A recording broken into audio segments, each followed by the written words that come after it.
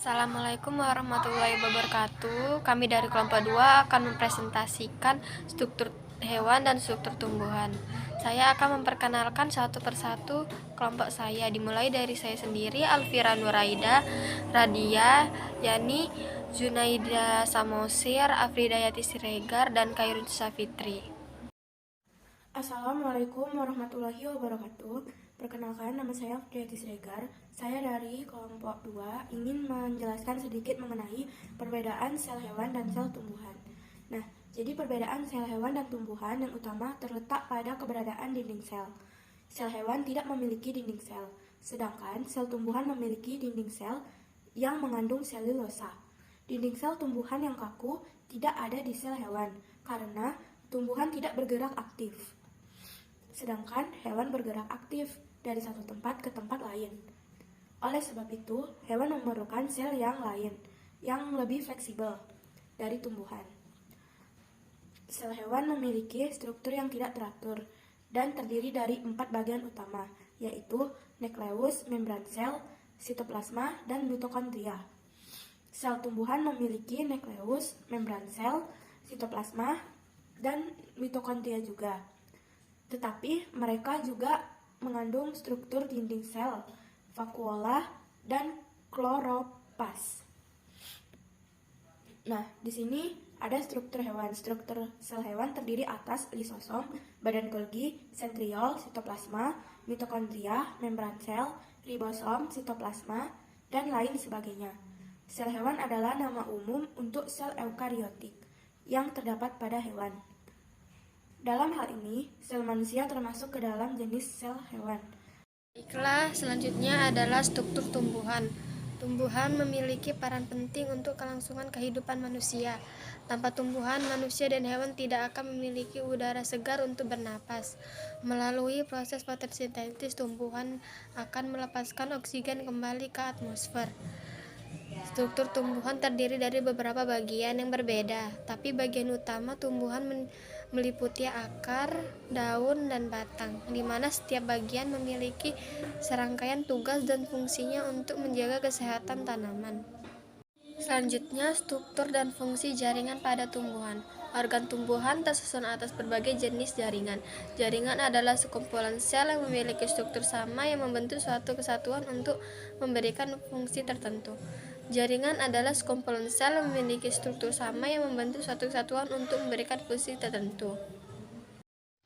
Jaringan meristem. Jaringan meristem atau disebut juga jaringan embrional adalah jaringan yang sel-selnya aktif membelah diri secara mitosis. Hal ini menyebabkan sel-sel tumbuhan semakin bertambah, serta mengalami pertambahan tinggi dan volume. Berdasarkan asal terbentuknya, jaringan meristem dapat dikelompokkan menjadi 2 macam, yaitu meristem primer dan meristem sekunder. Meristem primer. Meristem primer adalah jaringan meristem pada tumbuhan yang sel-selnya aktif membelah. Meristem primer pada umumnya terdapat pada ujung batang dan ujung akar. Oleh karena itu, meristem primer menyebabkan pertumbuhan primer pada tumbuhan, pertumbuhan vertikal atau perpanjangan akar dan batang.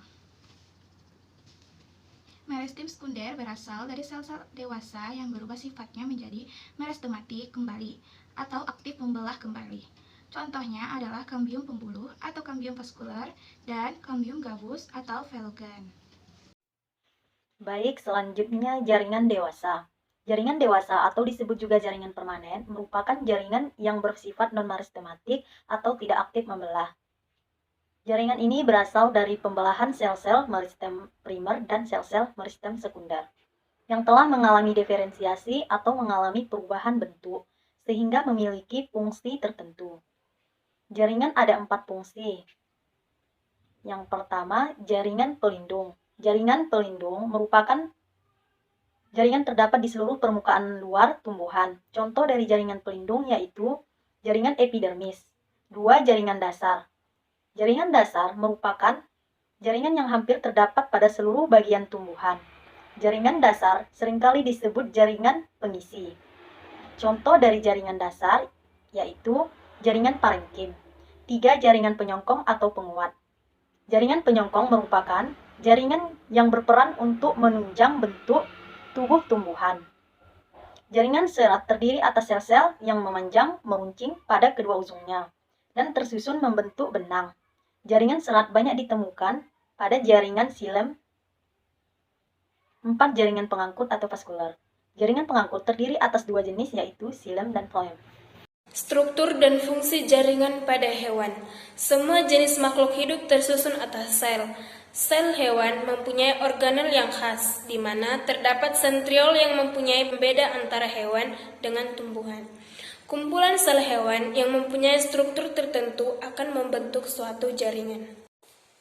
1. Jaringan pada hewan. Jaringan merupakan sekumpulan sel sejenis yang mempunyai fungsi dan struktur yang sama untuk membentuk suatu organ. Adapun jaringan dengan struktur yang khusus memungkinkan mereka untuk memiliki fungsi yang lebih spesifik. Jaringan epitel. Jaringan epitel merupakan jaringan terluar pada tubuh. Umumnya, jaringan ini melapisi permukaan tubuh bagian rongga dan rongga dalam. Epitel juga berfungsi untuk memproteksi tubuh dari berbagai ancaman seperti benturan atau goresan. Jaringan ikat. Jaringan ikat memiliki fungsi untuk melilit dan melekatkan badannya. Jaringan otot. Jaringan otot berfungsi untuk penggerak tubuh. Jaringan otot diklasifikasikan berdasarkan tempat dan bentuknya, yakni otot polos, otot lurik, dan otot jantung. Baiklah, saya akan menjelaskan presentasi selanjutnya, yaitu kesimpulan. Dapat disimpulkan bahwa bentuk dan susunan sel yang terdapat pada prepart yang berbeda-beda, namun secara mendasar perbedaan tersebut dapat kita lihat antara sel hewan dan sel tumbuhan, yang dimana antar keduanya memiliki perbedaan yang sangat mencolok. Sel tumbuhan dan sel hewan mempunyai beberapa perbedaan seperti berikut. Sel tumbuhan, sel hewan, sel tumbuhan lebih besar daripada sel hewan. Sel hewan lebih kecil daripada sel tumbuhan. Mempunyai bentuk yang tetap, tidak mempunyai bentuk yang tetap. Mempunyai dinding sel, tidak mempunyai dinding sel. Mempunyai klorofil, tidak mempunyai klorofil. Mempunyai vakuola atau rongga sel yang besar, tidak mempunyai vakuola. Walaupun terkadang sel beberapa hewan uniseluler memiliki vakuola, tapi tidak sebesar yang dimiliki tumbuhan.